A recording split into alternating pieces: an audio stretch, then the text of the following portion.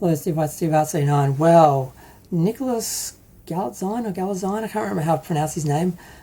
He's put out some more photos of him as he's starting to bulk up for his role as He-Man, and his hair's longer, and he's starting to look like He-Man. I mean, he's obviously bulking. He's not cutting yet. Obviously, he hasn't gotten to the size he wants to get to or weight he wants to get to, but he's starting to look like He-Man.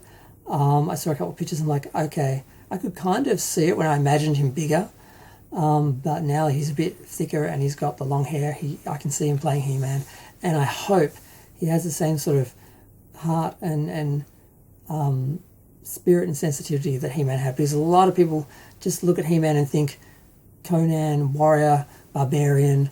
That's not who He-Man was. And a lot of people think, oh, that was just a kid's cartoon. Like, no, He-Man's like Superman.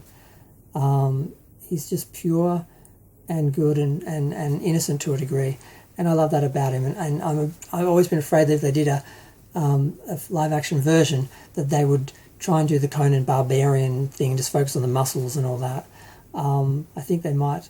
I think there's a chance they might have at least the character right. They've got the story wrong, but they might have the character right.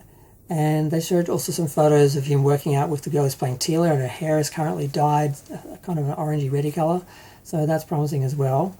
So yeah, I just had to comment on that because I saw the pictures and I thought, okay, this is better. But the story is awful. But if it's just his origin story, but once he becomes He-Man, it's the same sort of universe. And the first film is establishing that. Like, if they've got Jared Leto playing Keldor and becoming Skeletor by the end of the film or something, and then, that whole let's plan out a trilogy and risk the first film by not delivering all the elements, but delivering them in the second and third films, we may end up getting a second and third film that actually do resemble He-Man. But the story of Adam being on Earth and basically trying to save money by basically filming most of the film on Earth with Prince Adam not knowing that he's He-Man and discovering that, and then kind of going to turning in for the last 15 minutes and saving the budget that way seems to be what they're doing. That could be forgivable if the story was right, but the story of him getting lost on Earth as a human, and that's our connection to planet Earth. In the original, the connection was that his mother was from planet Earth. So still worried about the story, but at least Nick's starting to look like He-Man, and he may get the character right. And if they get the characters right, they can, get past one bad story and one stupid origin story, and we might get a series of good films. So I'm being very optimistic there, but I just had to comment on that.